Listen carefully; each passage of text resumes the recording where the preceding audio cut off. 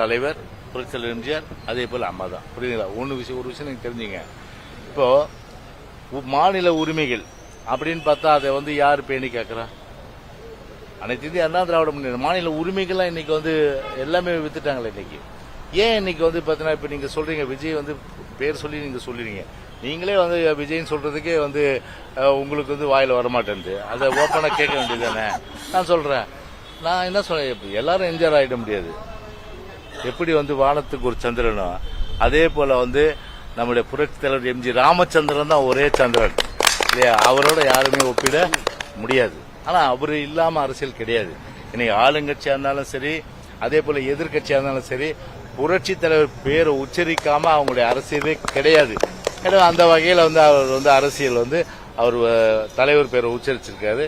அது வந்து பாத்தீங்கன்னா அதுக்காக வந்து தலைவர் என்ன நோக்கத்துக்காக கட்சி ஆரம்பிச்சாரு? அதிமுக ஆட்சிக்கு வரும் தானே கட்சி ஆரம்பிச்சாரு.